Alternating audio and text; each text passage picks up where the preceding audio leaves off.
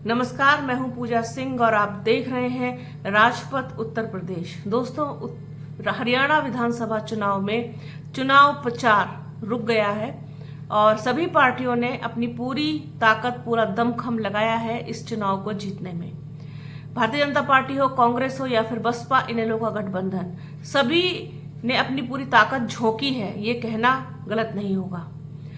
खासतौर पर अगर आज बात करें बसपा इनेलो गठबंधन की, तो उसने अपनी पूरी ताकत, क्षमता से ज्यादा, किसी ने सोचा भी नहीं था कि ये चुनाव इतना ज्यादा, चुनाव की तारीख नजदीक आते आते, चुनाव प्रचार थमते थमते ये इनेलो बसपा के गठबंधन को बहुत मजबूत स्थिति में ला करके खड़ा कर देगा। मैं यहाँ बिल्कुल भी ये नहीं कहूंगी कि बसपा इनेलो वहां सरकार बनाने जा रही है।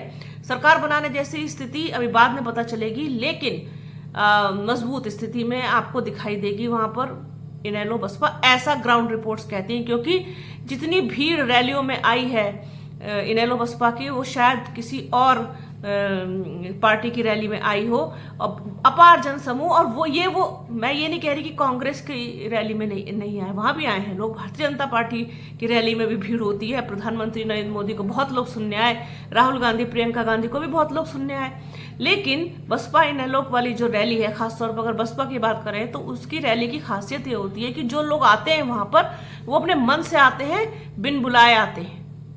वो लोग अपने अपने हिसाब से अपने क्षेत्रों से दूर दूर से चल के आते हैं और जितने उत्साह के साथ बैठते हैं, प्रतीक्षा करते हैं अपने नेता की सुनने की। खासतौर पर अगर रैली बसपा सुप्रीमो मायावती की हो तो मायावती के भी कार्यक्रम वहां पर लगे, कई रैलियों को उन्होंने संबोधित किया। और जींद वाली जो रैली थी उसने तो रिकॉर्ड तोड़ दिए। वहां पर अपार भीड़ वहां पर देखने को मिली, पैर रखने की भी जगह नहीं थी। पैर छोड़िए, ये कहावत है ना कि तिल रखने की जगह नहीं थी, वही स्थिति जींद वाली रैली में थी। और इसके बाद असंध की रैली हो या दूसरी और रैलियां हो, सब में ऐसी ही भीड़ देखने को मिली। तो बसपा सुप्रीमो मायावती ने पूरा माहौल बदला वहां का। और साथ ही साथ आकाश आनंद ने भी वहां बहुत मेहनत की है। आकाश आनंद ने पूरा चुनाव खड़ा किया है, इसमें कोई दो राय नहीं है। अभय चौटाला तो है ही है वहां पर, क्योंकि वो तो वहां के लोकलाइज्ड हैं, पहले से हैं। हालांकि बसपा पहले भी गठबंधन में रह चुकी है, लेकिन एक जमीन होती है ना इंसान की, तो चौटाला परिवार की तो वो जमीन है वहां पर। अब दूसरे की जमीन पर खेती करके फसल लहला देना, ये अलग बात होती है। ये इंसान का हुनर होता है। तो ये हुनर आकाश आनंद में है, उन्होंने उसको वहां पर साबित किया है, दिखाया है। साथ ही साथ बसपा सुप्रीमो मायावती ने भी। और बसपा सुप्रीमो मायावती की खासियत यह है कि जो कुछ भी उन्हें कहना होता है, साफ साफ बिल्कुल खुले से कह देती हैं, वो खुले मंच से। कल भी उन्होंने जिस तरीके से हरिजन और दलित शब्द को लेकर के इनेलो नेता को फटकार लगाई और संविधान का पाठ पढ़ा दिया, ये अपने आप में एक बड़ी बात और इतिहास में दर्ज होगी ये घटना डेफिनेटली।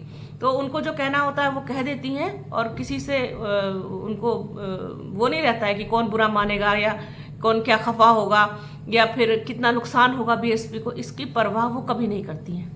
तो यही सब चीजें देखने को मिली। आपके साथ कुछ वीडियोस, क्लिप्स मायावती के और आकाश आनंद के शेयर कर रहे हैं। प्लीज उनको देखिएगा और वीडियो को अंत तक देखिएगा और ज्यादा से ज्यादा शेयर कीजिएगा।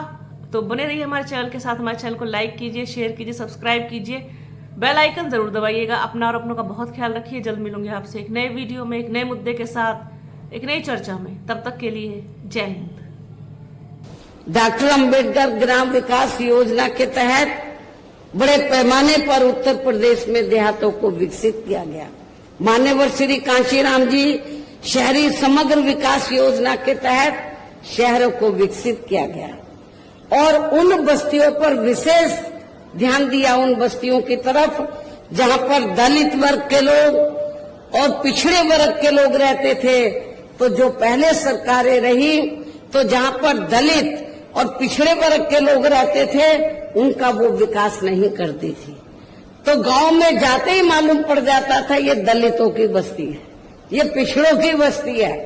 तो हमारी पार्टी की सरकार ने डॉक्टर अंबेडकर ग्राम विकास योजना के तहत उत्तर प्रदेश में तो देहातों को विकसित किया और जहां पर दलित अन्य पिछड़े वर्ग के लोग रहते थे, उनको हर सुविधाओं से डेवलप किया, विकसित किया।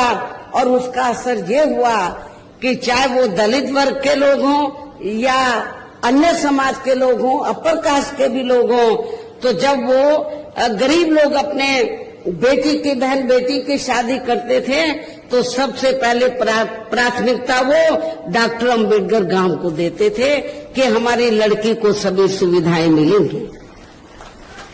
हमने उत्तर प्रदेश में गरीब एवं बेरोजगार लोगों को दूसरी पार्टियों की रही सरकारों की तरह मामूली सा बेरोजगारी भत्ता न देकर उन्हें बड़ी तादाद में सरकारी एवं गैर सरकारी क्षेत्रों में स्थायी रोजगार भी उपलब्ध कराए।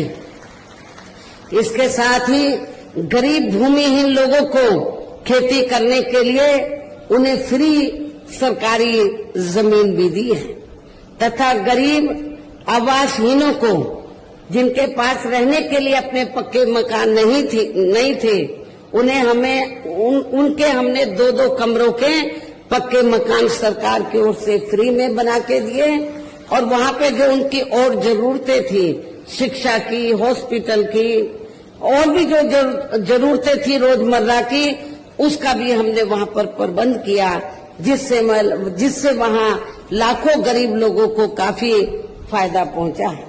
शहरों व देहातों को भी विकसित किया गया। हमने उत्तर प्रदेश में सर्व समाज के लोगों के ऊपर किसी भी प्रकार की कोई जुल्म जाति आदि भी नहीं होने दी है, बल्कि हमारी पार्टी की रही सरकार ने वहाँ जुल्म जाति करने वाले लोगों को बिना कोई देरी किए हुए उन्हें तुरंत ही जेल की सलाखों के अंदर भेजा है, जहाँ मेरी सरकार में उनकी सही व असली जगह होती है, जिसकी यहाँ आपके हरियाणा प्रदेश में भी काफी सख्त जरूरत है। बहन जी MP बन के राज्यसभा में गई थी तो उनके हमारे बच्चे के साथ एक कांड हुआ था, उसकी आत्महत्या हो गई थी। उसके लिए बहन जी पार्लियामेंट में आवाज उठा रही थी। तो इन पार्लियामेंट में जितने भी भाजपा और कांग्रेस पटवन किसी ने बोलने नहीं दिया। बहन जी ने बोला इन्हें मैं बाहर देखूंगी। उन्होंने वहीं इस्तीफा दिया, राज्यसभा की सीट से लात मारी, मैं तुम्हें बाहर बताती हूँ। तो अब हरियाणा में उनकी बात पूरी करनी है, उन्हें जिता के उन्हें फिर यहाँ पे हाथी को जिता के सत्ता में बिठाएंगे और फिर इन सबको एक एक जवाब देंगे करारा है। हमारे बच्चों के साथ जो ये गलत करते हैं, हमारी माताओं बहनों के साथ जो गलत करते हैं, सबको सही करारा जवाब देंगे और आप लोगों का आशीर्वाद बना रहे। आप लोग जिताएंगे तो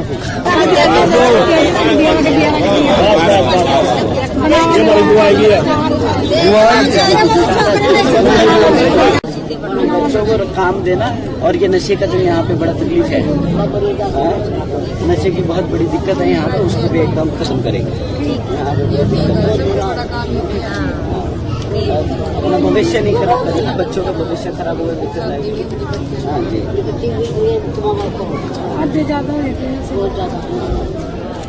ये लोग नाटक करते हैं, वो बोलते हैं कि भैया हमने कॉन्ट्रैक्चुअल जॉब देते, कच्ची नौकरी है, और जो कच्चे लगे हुए हैं पिछले 10 साल से वो भी बोल रहे कि पक्की कर दो। उन्हें धमकाते हैं कि भाई अगर कच्ची है तो अगर नाटक किया तो को ये भी नहीं मिलेगी, भाग यहाँ से।